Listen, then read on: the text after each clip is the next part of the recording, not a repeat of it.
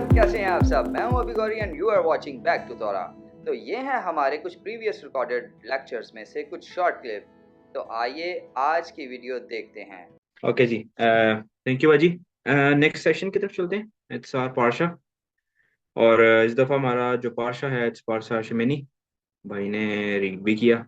और it's the 26th पार्शा of the Torah cycle. It starts with the verse के जहाँ पे लिखा है कि 8वें दिन खुदावन ने रबीन मोशे को और जनाब हारून एंड सन्स को बुलाया फॉर सम प्रोटोकॉल्स जो which would lead to the consecration of मस्कान। और उसके बाद कुछ और इंसिडेंट्स थे जिसमें जनाब नदब और अबी वाला इंसिडेंट हुआ। और कुछ आगे फर्दर प्रोटोकॉल है जो क्लीन और अनक्लीन एनिमल्स से रिलेट एनिमल्स में मतलब ओवरऑल जानवरों से या परिंदों से रिलेटेड है। और कुछ other protocols related to ritual purity जिसपे ओवरऑल इनसाइट जो हम असद भाई से लेंगे। भाई over to you please. Thank you. सबकी सलामती हो, शबात से लो। बात चलूं भाई। आपकी भी सलामती हो, आपका बात करो। आप लोगों का छुट्टी का वीक कैसा गुजरा? बारूक हाशिम बहुत अच्छा, बट आई मिस्ड। आप बताएं आपका कैसा गुजरा। मुझे मेरा छुट्टी का वीक तो बहुत अच्छा गुजरा, लेकिन मैं आपको ऑनेस्टली एक बात बताऊं, I really really did miss you guys. तो वो शायद मुझे वो इतनी ज्यादा आदत हो गई है कि जो है ना, वो ऐसे लगता है जैसे मतलब कोई चीज कम हो गई है, लाइफ में कोई चीज हुई नहीं है। तो लेकिन बहरहाल मुझे आज आपको बोलते देख के खुशी हुई और मुझे ये लग रहा है एंड आई होप कि मुझे किसी वक्त में छुट्टी मिला करेगी और फिर मैं भी सुना करूंगा। बाजी की बात कर रहे हैं आप। नहीं, मैं आपकी बात कर रहा हूँ। जानते हो भाई आपके की पास तो ही मोहब्बत है हो। ना। We do need to prepare others as well. हाँ जी। बाकी आप यकीन करें, एक छुट्टी गुजरी। आई रियली डिड एंजॉय। ईद का टाइम था, लेकिन वाकयातन मुझे ऐसे भी हुआ जैसे कुछ चीज कम नहीं हो जाती बंदे की जिंदगी में। सो बहरकैफ I really did miss you guys. और बारी ताला आप सबके ऊपर दस्ते शफ़क़त रखें, आपको अपने हाथ के नीचे रखें, और हम इसी तरह जो है ना प्यार मोहब्बत के साथ और खुदावंद की बातों को जानने के लिए इकट्ठे होते रहें। सो आमीन। हमारा आज का जो तौरा पोर्शन है, वैसे तो उसी ने हमें ये बता दिया, पार्शा शमी, और इसका बेसिकली मतलब होता है 8। हमारी 26 रीडिंग है तौरा के साथ, तौरा में से और अहबार की किताब में से है। और लफ्ज जैसा कि आज मैंने तौरा को पढ़ते हुए उसके अंदर जो एक्सोडस 9:1 जो है उसी में ये लफ्ज आ जाता है। और पहली ही आयत अगर आप उसको पढ़ें तो आपको ये पता लगेगा कि 8वें दिन जो है बुजुर्ग मूसा जो है उन्होंने बुजुर्ग हारून और उनके बेटों और जो एल्डर्स थे बनी इसराइल, उन सबको कॉल किया। और इसी तरह जब आप ये पोर्शन पढ़ेंगे तो आपको ये पता लगेगा कि 8वें दिन जो है टैबरनेकल जो है मिशकान जो है उसको सेटअप किया गया। उसके बाद we can see very phenomenal worship. और उस फेनोमेनल वर्शिप के साथ हमें एक ट्रेजेडी भी साथ जुड़ी है, जो कि मेरा ख्याल है कि इस पोर्शन में अमूमन सबको वो याद रहती है, जनाब नदब और अबीहो के रेफरेंस में। और फिर जो है हमारा जो पूरा पोर्शन है ये कंक्लूड होता है डाइटरीज लॉज के साथ, आपने क्या खाना है, क्या चीज आपने जो है वो कंज्यूम नहीं करनी है, और जो उसके जो स्टैंडर्ड हैं वो सारे जो है वो हमें बताए गए। सो सूरत हाल कुछ ऐसे है कि आज हम इस पोर्शन के अंदर दो मेजर चीजों पे बात करेंगे। इसमें इतना कुछ है बात करने के लिए, कि आई डोंट थिंक सो कि वी हैव इनफ टाइम कि हम उन सबको कवर कर सकें, लेकिन कुछ एक दो इम्पोर्टेंट चीजों पर आज हम इस पोर्शन में ना गौर करेंगे। सो सूरत हाल ये है कि खरूज की किताब जो है, एक्सोडस जो है, उसके आखिर में हमें सिनेरियो ऐसा बनता है कि खुदावंद ताला जो हैं वो सीना के पहाड़ से नीचे मस्कन में जो है ना उनका जलाल आता है, और लोग जो हैं खुदावंद के जलाल को, उस शकीना को देखते हैं, उस प्रेजेंस को देखते हैं, और वो मस्कन जो है ना उससे भर जाता है। और इसके बाद जो है बुजुर्ग हारून जो हैं और उनके जो बेटे हैं वो एक रिचुअल में से गुजरते हैं। एक पूरा पूरा हफ्ता जो है ना उनको जो है, थैंक यू, इस काम के लिए जो है दरकार होता है। और उसके बाद ये सारी चीजें होने के बाद अब वो जो है वो सर्विस करने के लिए जो है वो रेडी होते हैं। So on the 8th day of the first month, बुजुर्ग हारून, नदब, अबीहो, एलिएजर और इतमर जो है they were ready to perform the duties. So Leviticus 9 जो है, या अहबार 9 बाब जो है, इसके अंदर जो उनकी सर्विस है, मैं इसके ऊपर थोड़ा थोड़ा सा आपको बता दूंगा कि उसके उसके किस तरह के स्टेप्स उन्होंने लिए। डिटेल में तो हम नहीं जाएंगे, लेकिन आपको ये आइडिया हो जाएगा कि अ, जो वर्शिप का जो उनका पैटर्न था, जो उनका सर्विस का पैटर्न था, वो कैसे था। सो लिविटिकस 9 में या है 9वें बाब में अगर आप देखेंगे तो आपको पता लगेगा कि इनिशियली वो सैक्रिफाइसेस जो थे वो उनको प्रिपेयर करते थे। सो बुजुर्ग हारून और उनके बेटे जो हैं वो मिष्कान की एंट्रेंस के ऊपर जो है वो सैक्रिफाइसेस लेके आते थे, और उन सैक्रिफाइसेस के अंदर जो होता था, बुजुर्ग मतलब हारून के की खता के लिए एक बछड़ा होता था, एक बुल होता था प्रीस्टली सिन ऑफरिंग के लिए, ठीक है, और उसके बाद एक रैम होता था फॉर बर्न्ट ऑफरिंग। इसके बाद जो है, जो कॉन्ग्रीगेशन थी, जो बनी इसराइल है, वो जो है अपनी कुर्बानियां लेके आते थे। सो उसके अंदर जो है वो मेल गोट होता था, ना होता था सिन ऑफरिंग के लिए, पता के लिए, और बछड़ा होता था बर्न्ट ऑफरिंग के लिए। एक लैम्प होता था बर्न्ट ऑफरिंग के लिए, और और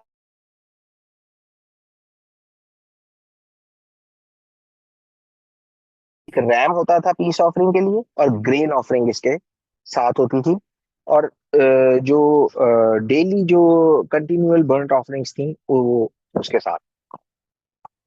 अच्छा, अब जो ऑर्डर ऑफ सैक्रिफाइसेस थे जो बुजुर्ग हारून कैरी आउट करते थे, तो ये मैं ऊपर ऊपर से मैं जो है ना आपको उसका एक मतलब इन नट शेल बता रहा हूँ कि ये क्या होता था। ये सारी बातें जो है डिटेल में हम इसको काफी ज्यादा डिटेल में हम बाजी से ही सीखेंगे।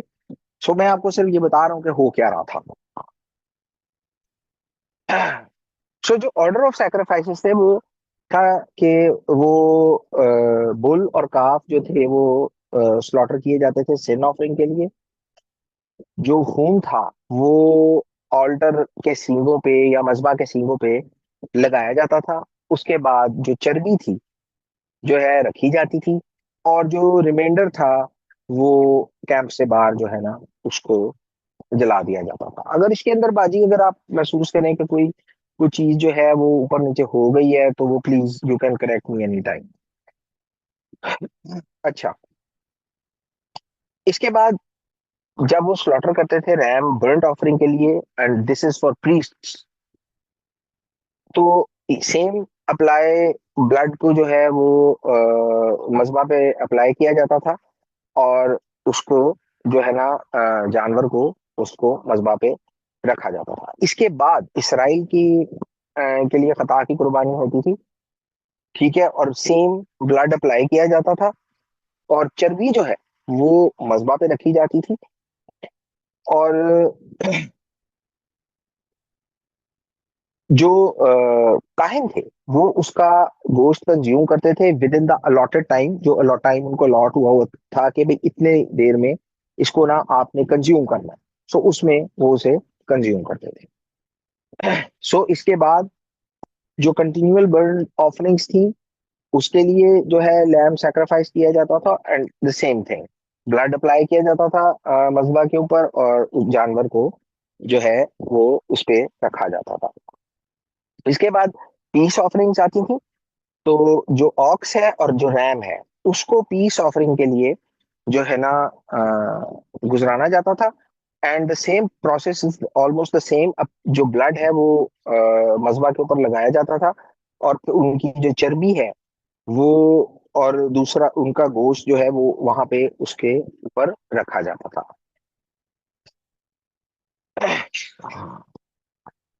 सो इसके साथ ही जो सीना है और जो उसकी दाहिनी रान है वो ली जाती थी, उनको वेव ऑफरिंग के लिए तौर पे हिलाया जाता था, और इसके बाद उनको कंज्यूम करने के लिए रख लिया जाता था, और इसको with in the allotted time जो है वो कंज्यूम कर लिया जाता था।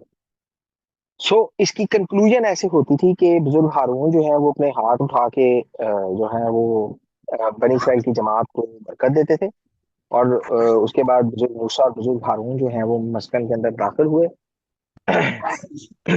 और इसी तरह ये सब कुछ करने के बाद जब वो बाहर आते हैं, और बाहर आके वो बनी इसराइल को बरकत देते हैं, और खुदा उनका जलाल जो है वो नमूदार होता है। So this was kind of the pattern they were following. So इस पारशा के अंदर जिस चीज के ऊपर नॉर्मली हमारा ध्यान रहता है वो जनाब नदब और अबीहू की कहानी है, उसके ऊपर हम थोड़ी सी बात जरूर करेंगे। लेकिन मैं आपको ये बताता हूँ कि इस पातशाह के अंदर एक बहुत पावरफुल चीज है। Will come to that in a moment. So सूरत ये हुई कि जो अब बुजुर्ग हारून के जो बेटे हैं जनाब नदब और अबीहू, वो उन्होंने जो है ऊपरी आग गुजरानी, और ये लिखा है कि खुद जिसका हुक्म खुदावन ने नहीं दिया था, तो खुदावन के दूर से आग निकली और जो है ना वो उन्हें खा गई। बहुत सारे लोगों ने इस चीज को बयान करने की कोशिश की है। बहुत सारे लोगों ने जो है ना इसकी सही करने की कोशिश की है कि असल में उन दोनों का गुनाह क्या था। हमें ये तो पता लगता है कि उन्होंने ऊपरी आग गुजरा, लेकिन ये हो कैसे गया, इससे पहले बुजुर्ग हारून बुजुर्ग मूसा जो है वो ये सारी चीजें करके दिखा चुके हैं, और मैं गालिबन पिछले शायद तौरा सीजन सेशन में यह बता भी चुका हूँ कि बुजुर्ग मूसा ने बार बार उनको ये प्रैक्टिस करके दिखाई थी, बार बार उनको ये बताया था कि जो है ना इसको किस तरह से परफॉर्म करना। और इससे पहले बुजुर्ग हारून और बुजुर्ग मूसा ये कर भी चुके हैं। सो मुफस्सरीन के लिए, स्कॉलर्स के लिए ये काफी प्रॉब्लमेटिक चीज है इस चीज को जानना कि उनसे ये इतना इतना इतना बड़ा ब्लंडर, ये फेटल मिस्टेक उनसे हो कैसे गई। और इसके ऊपर बहुत सारे लोग जो है ना बहुत सारी बातें इसके ऊपर करते हैं। कुछ एक दो बातें हम देखने की कोशिश करते हैं कि जो है ना अ, क्या पॉसिबिलिटीज हैं कि क्या हुआ होगा। सो एक बड़ी इंटरेस्टिंग सी चीज है। एक लफ्ज है, अगर शायद मेरे इर्द गिर्द तो रहने वालों ने मेरे से काफी सुना है। आई डोंट नो कि बाकियों में से आप में से उसने कभी सुना है कि नहीं सुना है। The word is chutzpah. अच्छा, खुजपा बेसिकली जो है ना इसका मतलब होता है लाइक काइंड ऑफ मतलब जो बंदे के अंदर वो खाम खा की जो दलेरी नहीं होती, वो जो बेवकूफी किस्म की दलेरी होती है, इसमें बंदा थोड़ा सा बेवकूफ होता है, खाम खा मतलब जो है ना दलेर हुए होना। सो एक ओपिनियन के मुताबिक नदब और अभी हो जो है, उनका प्रॉब्लम ये था कि दे डिसरिस्पेक्टेड देयर टीचर मोसेस। और वो ये कहते हैं, उनका मानना ये है कि नदब और अबीहो जो थे, जब बुजुर्ग मूसा उनको ये चीजें बता रहे थे, तो दे ट्राई टू कॉन्ट्राडिक्ट, जो थे रबीनो मोशे को कॉन्ट्राडिक्ट करने की कोशिश की with their own opinions and with their own interpretation. और इसी फेटल फ्लॉ की वजह से उनसे जो है ना ये हरकत हो गई। This is one opinion. एक और ओपिनियन के मुताबिक इट्स काइंड ऑफ, आप इसे कह लें कि बैड लंच। सो सूरत हाल ये हुई कि जहां पे खरूज में लिखा है कि उन्होंने खुदावंद के हजूर खाया और पिया। सो एक जो जूइश इंटरप्रिटेशन है, वो ये कहती है कि it was kind of a disrespectful. जो उन्होंने किया वाज डिसरिस्पेक्टफुल। सो उस इंटरप्रिटेशन के अकॉर्डिंग, चूंकि उनका जो ये एक्ट था was disrespectful, so God punished them with the death of Nadab and Abihu. कुछ के मुताबिक नदब और अबीहू जो है, देवर क्वाइट रेकलेस। और खुजपा तो हम सुन ही चुके हैं, देवर क्वाइट रेकलेस। और they were quite reckless with their words. और वो ये कहते हैं कि जब वो अपने बाप और बुजुर्ग मूसा के पीछे चल चल रहे थे, तो वो ये कह रहे थे कि भाई कब ये जो है ना, ये बाबे जो है ये मरेंगे और जो है ना हमारे हाथ में ये क़यादत आएगी। सो इस जो है ना डिसरिस्पेक्ट की वजह से उनका उनके साथ ये सिनेरियो हुआ। अ, एक जो ओपिनियन है जो मुझे भी मैं भी उसका कायल हूँ किसी हद तक, तो वो ये है ड्रिंकिंग। नदब और अभी वो जब वो सर्विस परफॉर्म करने गए तो देवर ड्रंक। क्योंकि इसकी लॉजिकल बात यह है, क्योंकि जब आप ये सारा वाकया पढ़ेंगे तो आपको ये पता लगेगा कि इसके फौरन बाद खुदा ताला ने ये कहा है कि तू और तेरे बेटे जो हैं वो नशा करके या मैं पीकर जो है ना वो सर्विस करने के लिए मत आए। तो चूंकि ये जो इंसिडेंट है वो उनके जो नदब और अबीहो का अनफॉर्चुनेट वाकया है उसके बाद फॉलो कर रहा है। तो मेरे मेरे मेरा मेरी ओपिनियन है, आप इसे डिसएग्री कर सकते हैं, लेकिन मुझे ये दिल को लगती है कि मे बी ये ऐसा हुआ हो कि वो अंडर जो है ना इन्फ्लुएंस हो, और इसकी वजह से उनसे जो है ना वो कुछ ऐसी गड़बड़ हो गई है जिस, और जो है ना ये सारा वाकया जो है ये हो गया। और इसके बाद जो है खुदावन ने ये मना फरमाया कि जो है ना तू और तेरे बेटे जो हैं वो नशे की हालत में वो खैमा इज्तिमा में ना आए।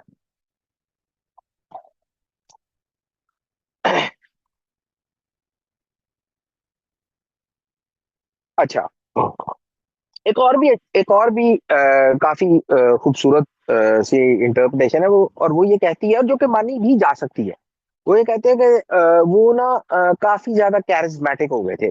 ऐसा होता है कि समटाइम्स आप स्पिरिचुअल एनर्जी के अंदर, स्पिरिचुअल फ्लो के अंदर इतने कैरीड आउट हो जाते हैं कि आपको ये भी नहीं पता लग रहा होता कि आप जो है ना आपसे हरकत क्या हो रही है।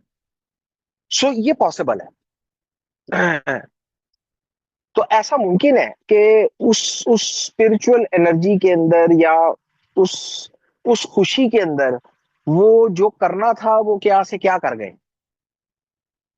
तो खुदावन के आगे सर्विस करते हुए ये चीज जो है बड़ी हद तक इंसान को कंट्रोल करके रखनी पड़ती है कि आपकी सेंसेस जो हैं वो आपके साथ रहें, और जैसा कहा गया है वैसा ही करना है।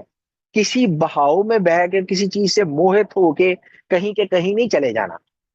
जैसा खुदावंद ने हुक्म दिया है उसको वैसा ही करना है। हाँ, एक और भी ओपिनियन है इसके बारे में, और वो ये है कि नजम और रबीहो ने जो वो करने जा रहे थे उसके बारे जो उन्होंने वेरीफाई नहीं किया। उन्होंने अपने उस्तादों से उसके बारे कंसल्ट नहीं किया कि भाई हम ये करने जा रहे हैं, ठीक है, तो क्या हम दुरुस्त कर रहे हैं, या इसमें कोई अगर गलती है तो प्लीज करेक्ट अस। सो उन्होंने चूंकि एडवाइस नहीं ली उनसे, सो इस वजह से ये हुआ कि ये हादसा जो है उनके ऊपर गुजर गया। बहरहाल एक और भी ओपिनियन है, वो भी मैं आपको जरूर बताता हूँ। और वो ये है कि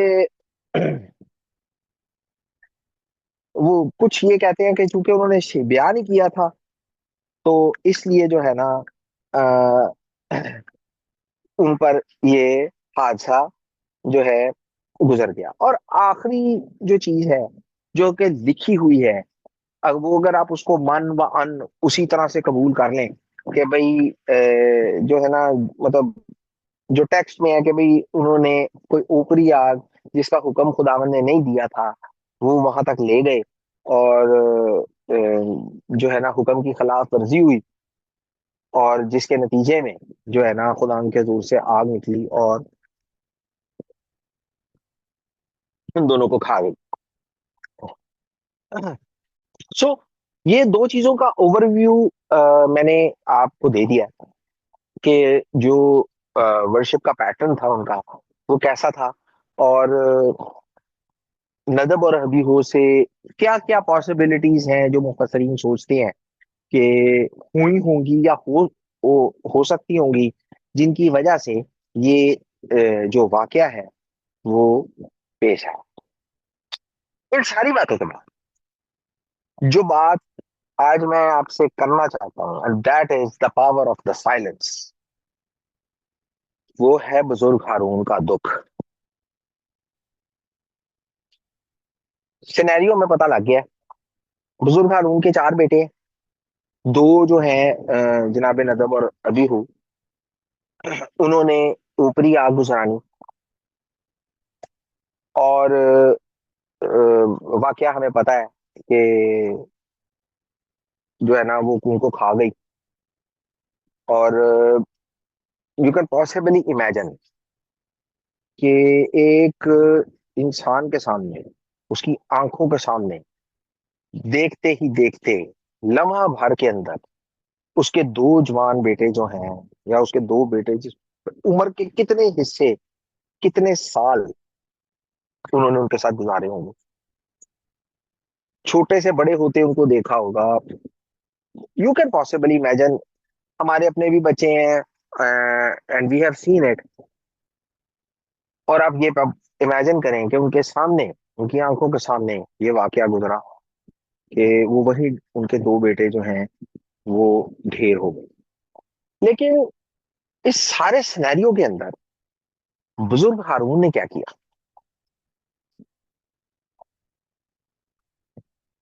तौरा हमें ये बताती है कि वो खामोश रहे, वो खामोश रहे। सो बुजुर्ग हारून की खामोशी हमें क्या बताती है? Let's see. सो इब्ने गिब्रोल कहते हैं,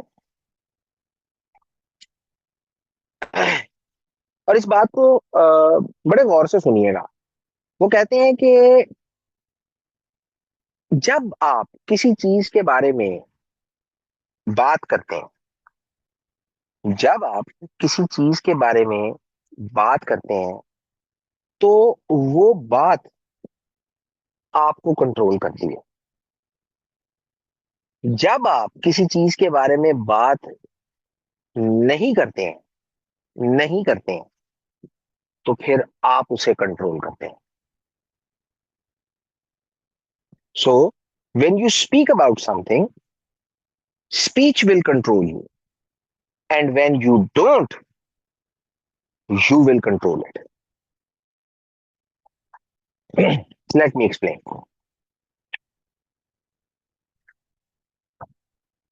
जब हम बोलते हैं किसी भी चीज के बारे में, जब हम बोलते हैं तो आप उस एक किसी भी पर्टिकुलर सिनेरियो के अंदर जिस भी चीज के लिए आप बोल रहे हैं, आप एक कहानी, एक मुकदमा तश्कील दे देते हैं और आप ये चीज प्रेजेंट कर देते हैं। आपके लफ्ज जो अदा हो चुके हैं वो ये बताते हैं कि आपकी अप्रोच और आपकी सोच इस मैटर के बारे में क्या है। जो भी मैटर है, गिवन दैट, कुछ भी हो सकता है। आप एक जो है ना एक एक नैरेटिव बना लेते हैं। अब इसका नुकसान ये होता है कि आप जो भी बात करते हैं, आपको उसी मुकदमे को, उसी फ्रेमवर्क को आपने फॉलो करना है। होपफुली आप इस चीज को समझ गए होंगे। कोई भी बात आप करते हैं, आप इस चीज को आजमा के भी देख सकते हैं, डेली लाइफ में आजमा के देख लीजिएगा। आप किसी भी चीज को, किसी भी चीज के ऊपर कोई बात करेंगे तो आपको उस नैरेटिव को फॉलो करना पड़ेगा। वो नैरेटिव एक्चुअली अब आपको कंट्रोल कर रहा है। दिस इज व्हाट इब्ने गमरूल इज सेइंग। आपके लफ्ज जो हैं वो अब आपको कंट्रोल कर रहे हैं और वही आपको जो है ना इसके एंड तक लेके जाएंगे। लेकिन जब आप चुप रहते हैं, जब आप खामोश रहते हैं, जैसा कि इस सिनेरियो के अंदर बुजुर्ग खातून जो है वो खामोश रहे। सो इस इसका इस सिनेरियो के अंदर जो भी आपके ऊपर वाकया गुजरा है उसका बोझ तो आप उठा ही रहे होते हैं, जो कि एक मुश्किल काम है। क्योंकि जब आप अपना जो है ना आउटलेट कर लेते हैं तो आप अपने अंदर हल्का महसूस करते हैं। आपको गुस्सा है, आपने अपने गुस्से को निकाल दिया है। आपका कोई भी इमोशन है, अगर इमोशन का आउटलेट नहीं हो रहा तो वो सारा प्रेशर जो है, वो इमोशनल प्रेशर, वो आपके अपने ऊपर पड़ रहा है। इसका ये नुकसान है। लेकिन होता ये है कि जब आप चुप रहते हैं तो ये बोझ तो आप उठाते हैं, नॉनदलेस के एक मुश्किल काम है। लेकिन आपकी खामोशी जो है उन सारे वाकयात को कंट्रोल कर रही होती है। सो बुजुर्ग हारून जो हैं, वो जो खामोश रहे, उनको, उनकी खामोशी को इसी पैराए में समझा जा सकता है। सो कहने का मतलब यह है कि वो लफ्जों को अदा करके, वो बोल के या अपनी स्पीच से वो किसी भी चीज को फॉर्मलाइज करना ही नहीं चाहते थे कि उनकी इस मामले में जो अपने बेटों की मौत है उसके रेफरेंस में उनकी फीलिंग क्या है या वो क्या महसूस कर रहे हैं। आप में से बहुत सारे लोगों ने अक्सर जनाजों पे ये देखा होगा। अ, अगर किसी ने ऐसा कुछ वाकया देखा है तो वो हूं कर सकता है कि अक्सर लोग अपने अजीजों की मौत पे जो है ना कुफरिया किस्म के जुमले अदा कर रहे होते हैं, खुदा से लड़ रहे होते हैं, कुछ खुदा के बारे में बुरा भला कह रहे होते हैं। जी साहब। अब प्रॉब्लम यह है कि जब वो ये चीजें अदा कर चुके होते हैं तो ये लफ्ज उनको कंट्रोल कर रहे होते हैं। अब वो इससे भाग नहीं सकते,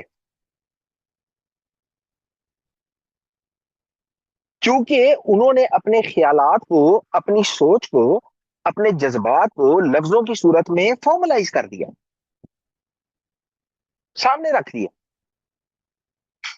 और यही जो लफ्जों का एक फ्रेमवर्क है, अब ये इन्हें कंट्रोल करेगा क्योंकि ये अदा हो चुके हैं।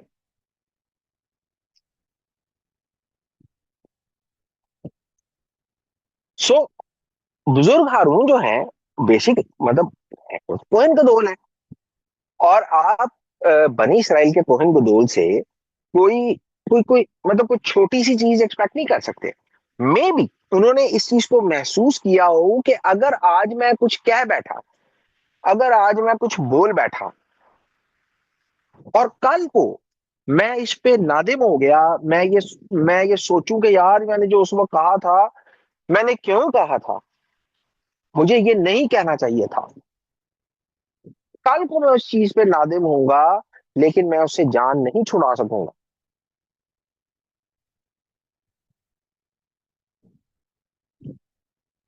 मेरी सोच, मेरा रवैया उस एक पर्टिकुलर बात के लिए कल को बदल सकता है।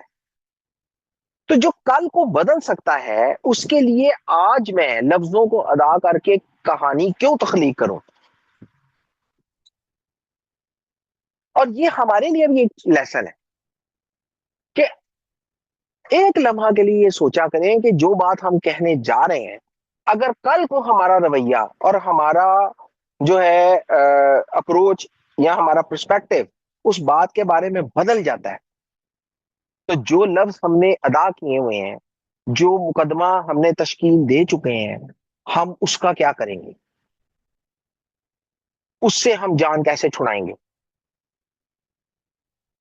सो इन अ मैनर ऑफ सेइंग, इब्ने गिबरोल की अप्रोच ये है कि बुजुर्ग हारून जो है वो किसी भी चीज को लफ्जों के फ्रेमवर्क में फॉर्मलाइज करना ही नहीं चाहते थे। ये था उनका power of silence. This is the power of silence. क्योंकि जब आप लफ्ज अदा करते हैं तो फिर वो आपको कंट्रोल करते हैं, अदरवाइज साइलेंस इन सारी चीजों को कंट्रोल कर रही होती है।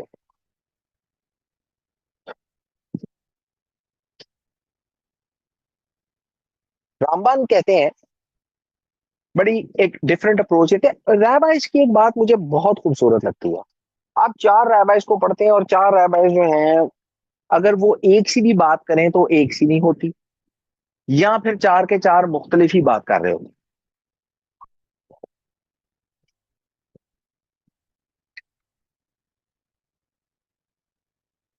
अच्छा, रामबन इसके ऊपर ये कहते हैं, क्या बुजुर्ग हारून जो है वो सुपरमैन तो थे नहीं। मतलब कहने का उनका मतलब ये है कि वो आउट ऑफ द वर्ल्ड कोई इंसान नहीं थे, वो दुनिया के इंसान थे, सुपरमैन नहीं थे। उनके आंसू बहे, लेकिन बुजुर्ग मूसा की बात सुनकर वो खामोश हो गए।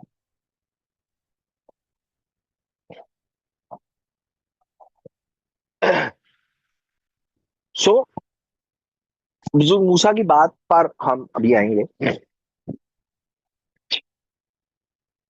इन अ वे इसको ऐसे समझा जा सकता है कि बुजुर्ग हारून ने जो है ये सोचा कि ये रोना मेरी मदद नहीं करेगा, रोने से मेरी कोई मदद नहीं होगी, it won't help me out, मुझे आगे बढ़ना है, I need to move forward. और ये बात मैं पहले भी एक ये कर चुका हूं। अगर किसी को ये बात याद है कि मैंने ये बात अ, कही थी बुजुर्ग याकूब के रेफरेंस में, बुजुर्ग इसराइल के रेफरेंस में,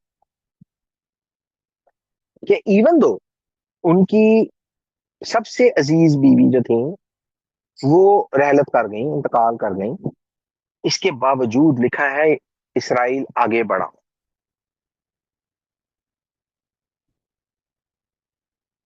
ये उस वक्त भी उनकी जात के रेफरेंस में भी हमारे लिए एक लेसन है, बुजुर्ग हारून की के रेफरेंस में भी ये हमारे लिए लेसन है। हम अपने लोगों की जिंदगी और मौत, it's a circle of life, people come people go. हाँ, हमारी अफिलिएशंस होती हैं, हमारी हमारा प्यार मोहब्बत बहुत ज्यादा होती है, समटाइम्स हमें रिकवर करने में थोड़ी देर लगती है, समटाइम्स हम जल्दी रिकवर कर जाते हैं, लेकिन we need to move forward. इसको ऐसे ही मान के किसी को बुजुर्ग दाऊद का वाकया याद है कि जब वो अपने बच्चे के लिए खुदावंद के हजूर में रोजे से बैठे थे, तो बच्चा तो नहीं बचा, बच्चा तो मर गया। अब लोग जो उनके खादमीन थे वो डर रहे थे कि यार बादशाह को कैसे जाके बताएं। तो बादशाह तो खुदावंद की हिकमत थी उनके पास, उन्होंने देखा, उनको समझ आ गई। उन्होंने कहा बच्चा नहीं रहा, उन्होंने कहा नहीं, उन्होंने कहा मेरे कपड़े लाओ, रोटी रखो। लोग परेशान हो गए, उन्होंने कहा ये क्या है भाई। उन्होंने कहा जब तक तो वो जिंदा था ना उम्मीद थी। अब तू वहां चला गया, जब मैं ही उसके पास जाऊंगा, वो मेरे पास आने का नहीं है। ये एक बिब्लिकल रियलिटी है, ये एक लाइफ का सच है। और हमारे लिए नसीहत ये है कि हमें आगे बढ़ना है। We need to move forward. रोना हमारी मदद नहीं कर सकता। यही चीज जो है वो बुजुर्ग हारून जो है वो समझ गए थे, और जो बुजुर्ग मूसा ने उनको कहा वो अभी देखते हैं। उसकी वजह से भी जो है उन्होंने थोड़ी तसल्ली पाई, अ, और वो खामोश रहे। सो आंसू जो है ये आपका एक इमोशनल रिएक्शन है किसी भी चीज के संदर्भ। आपकी जिंदगी में कोई वाकया गुजरता है, आपके आंसू निकलते हैं, ये आपका एक इमोशनल रिएक्शन है। साइलेंस, खामोशी, ये आपका कॉग्निटिव रिएक्शन है, ये आपका अकली और शऊरी रिएक्शन है। ये सोच समझ के होता है, जैसे है ना, ये आपका दिमाग आपके पूरे काबू में होता है। अपने आप को खामोश रखना, इसके लिए you need way more strength कि आप अपने लफ्जों को आजाद छोड़ दें।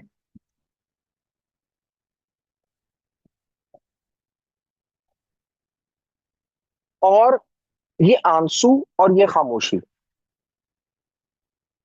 ये हमारे लिए क्या है? ये हमारे लिए ये सबक है कि जब आपको की जिंदगी में बहुत सारे मुश्किल सवालों के जवाब ना मिल रहे हो, बी साइलेंट। उसके ऊपर बोलने की जरूरत नहीं है। खुदा से लड़ने नहीं चले जाते, या किसी और को जो है वो कोसने देना शुरू नहीं कर देते। हमारी जिंदगियों में भी मुश्किल सवाल होते हैं,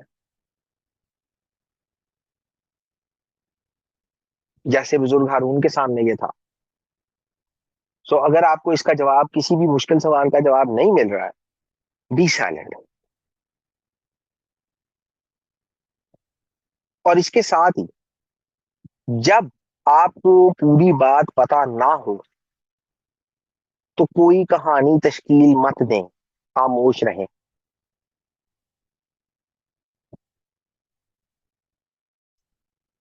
जब तक कि आपको पूरे का पूरा वाकया जो है वो ना पता हो, क्यों हुआ, कैसे हुआ, क्या वजूहात थी, इसकी गलती थी या उसकी गलती थी। अनटिल और अनलेस आपको इसका कोई ये बात मुकम्मल तौर से नहीं पता, खामोश रहें।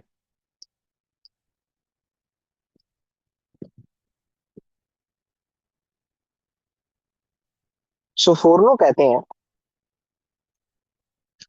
कि बुजुर्ग हारून जो है वो खामोश हो गए। क्यों? ये वो बात है जो मैंने अभी आपको कही कि बुजुर्ग मूसा ने उनको कहा। और बुजुर्ग मूसा ने उनको क्या कहा, ये आप जब चैप्टर पढ़ेंगे तो आपको वहां पे मिल जाएगा। वैसे तो हम जो है इस वर्ष को पढ़ भी सकते हैं। Let's see.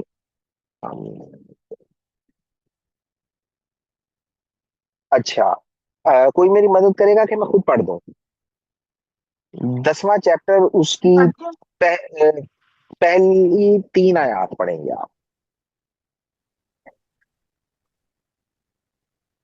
और नदब और अबीहू ने, जो हारून के बेटे थे, अपने अपने बखूर दान को लेकर उनमें आग धरी, और उस पर और ऊपरी आग जिसका हुक्म खुदावन ने उनको नहीं दिया था खुदावन के हुजूर गुजराने। और खुदावन के हुजूर से आग निकली और इन दोनों को खा गई, और वो खुदावन के हुजूर मर गए। तब मूसा ने हारून से कहा, ये वही बात है जो खुदावन ने कही थी कि जो मेरे नजदीक आए, जरूर है कि वो मुझे मुकद्दस जाने और सब लोगों के आगे मेरी तमजीद करे। और हारून चुप रहा। क्या बात। अच्छा, सो आपने बुजुर्ग मूसा की जो स्टेटमेंट है वो तो आपने सुन ली है। सो सिनेरियो ये है कि बुजुर्ग मूसा ने बुजुर्ग हारून को ये कहा, जो जो इसका मतलब है वो ये है कि तेरे बेटे जो हैं वो खुदा की कदूसियत के लिए मारे गए हैं। और इनकी वजह से सारी कौम को ये पता लग गया है कि खुदा को कैसे अप्रोच करना है। चाहे उनकी गलती थी जिसके नतीजे में वो मारे गए हैं, लेकिन इसका एंड रिजल्ट खुदा की कदूसियत है। They became an example. बहुत सारी चीजें जो है ना हमारे कल्चर के अंदर बड़ी डिफरेंटली समझी जाती हैं।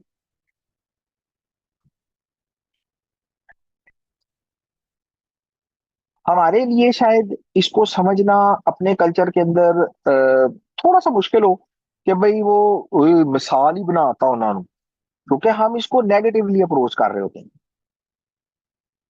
लेकिन बुजुर्ग मूसा ने बुजुर्ग हारून को यही कहा कि तेरे बेटे जो है ना, दे फॉर्म्ड एन एग्जाम्पल, ताकि लोगों को ये, आगे के आने वाले लोगों को ये पता लग जाए और वो ये गलती ना दोहराएं और उनको समझ आ जाए कि खुदा को अप्रोच करने कैसे करना है। ये बात शायद हम आज के दौर में हम इसको सुन रहे हैं, समझने की कोशिश कर रहे हैं और अपने कल्चर में रहते हुए समझने की कोशिश कर रहे हैं। शायद बात हजम करने में जो है ना अ, शायद मुश्किल है, लेकिन ये बात पक्की है कि बुजुर्ग हारून जो खामोश हो गए हैं ना, वो किसी ना किस्म की किसी किसी किस्म की तसल्ली वो पा चुके हैं।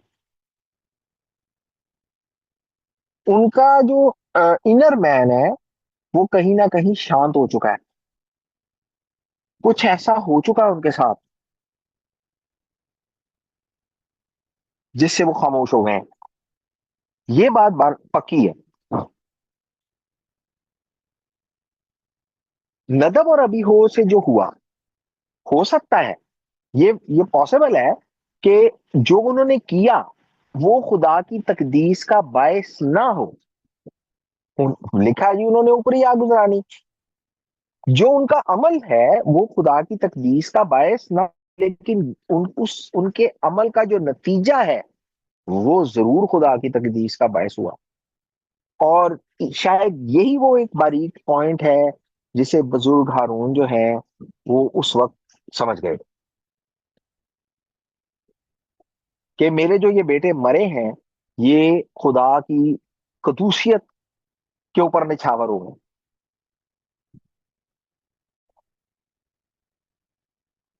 और खाइम इसके ऊपर एक ना एक बड़ी डिफरेंट सी अप्रोच लेते हैं, और वो हमें जरूर जाननी चाहिए।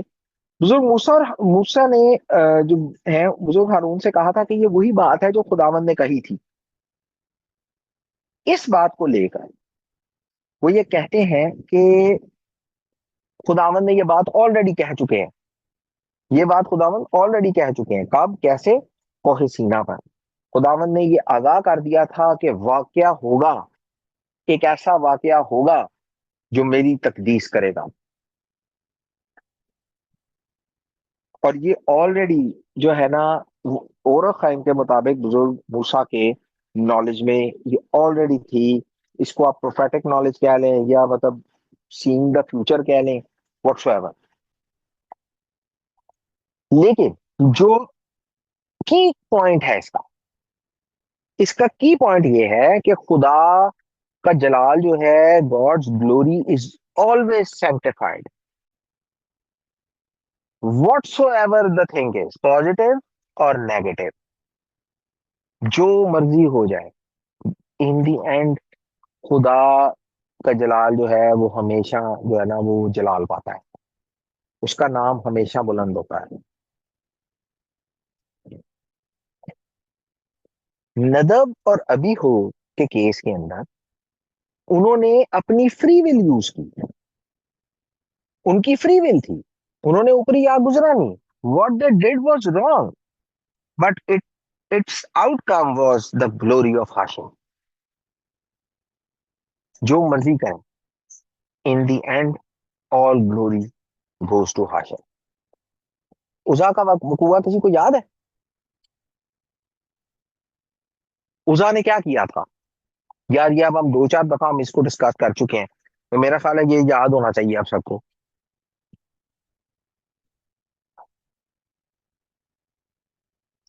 यार किसी को उजा याद है भाई? बाबा जब उन्होंने पहलों ने ठोकर खाई तो उन्होंने ना हाथ बढ़ा के संदूक को पकड़ने की कोशिश की थी। आपका ख्याल है उसा ने ये सही किया था? भाई उससे पहले इससे प्रोटोकॉल पहले ब्रीच हो इससे पहले कि आप जवाब प्रोटोकॉल दें, तो इससे पहले पहले कि आप लोग जवाब दें, इससे पहले कि आप लोग जवाब दें, मैं आपको एक मिद्राश छोटी सी बताता हूँ। वो ये कहती है कि जब यरदन अबूर करने गए ना, और काहिनों ने संदूक उठाया हुआ था, और ये सारा वाकया आप लोगों को पता है, मेरा नहीं ख्याल कि मुझे सारे वाकये की डिटेल में जाने की जरूरत है। लेकिन मिद्राश कहती है कि उन्होंने संदूक को नहीं उठाया हुआ था, संदूक उन्हें उठा के चलना था। ये वही बात है कि वो संदूक उनके आगे आगे चला करता था, ताकि जो है ना उनके लिए ठिकाना तलाश करे। So this was the thing which I always call the romance in मिशकान। वो संदूक उनके आगे आगे चला करता था। सो अब मुझे बताएं कि जो संदूक उन्हें उठा के चला करता था, उस संदूक को उजा ने हाथ डाल दिया कि गिर ना जाए। अब आप ये बताएं कि उसने सही किया था कि गलत?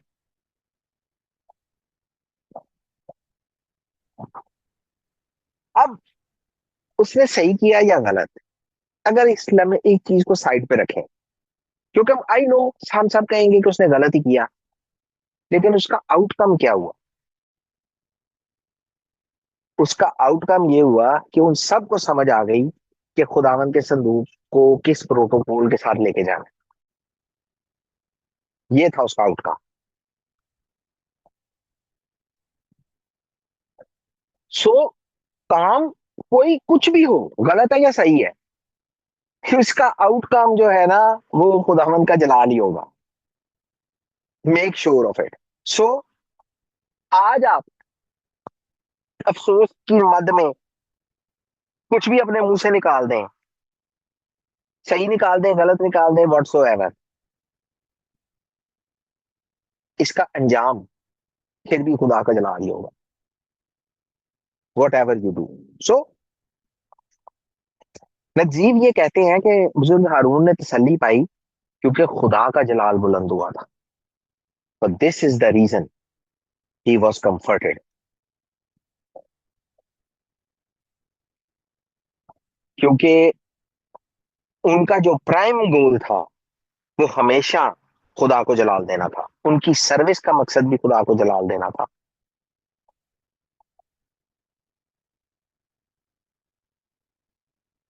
और यही उनकी खामोशी थी, यही उनकी खामोशी के पीछे उनकी ताकत थी, यही अंडरस्टैंडिंग, यही इत्मीनान और यही तसल्ली कि कुछ भी हो जाए, it will result in the glory of Hashim. और आखिर में इसी में अगर आप इसकी इब्रानी देखेंगे ना, तो वहां पे लिखा है वयदुम अहरोन, और अगर आप इसकी अंग्रेजी देखेंगे तो लिखा है he held his peace, he held his peace, he stood still. उसका इत्मीनान उसमें कायम रहा, उसकी तसल्ली उसके अंदर कायम रही। सो सदीकों का रवैया यही है कि कुछ भी उनके इर्द गिर्द हो जाए, if it results in the glory of Hashim, it is good, even the death is good, even if it results in the glory of Hashem. Very powerful thing. हम चूंकि शायद अभी आगे बढ़ रहे हैं, हम इसको अप्रोच करना एक आम इंसान के लिए शायद मुश्किल है, लेकिन तौरा ये सारी बातें हमें इसीलिए समझाती है, इसीलिए बताती है कि हम भी उन्हीं की तरह जो है ना अपने इस तसल्ली और इत्मीनान को जो है ना हमेशा कायम रख सकें, इस बात को जानते हुए कि जो भी होगा ये खुदावन के जलाल के लिए होगा और उसका नाम हमेशा हमारी जिंदगियों में बुलंद हो। सो बारी ताला हमेशा आप लोगों की जिंदगियों से अपने नाम को हमेशा जलाल दें और हमेशा बुलंद रखें, और हम सब इसी तरह अपने इत्मीनान को पकड़ के रखें। बारी ताला सबके साथ हो, जीते रहे, खुश रहे। See you in next part. Amen. Thank you, bhai. Thank you very much.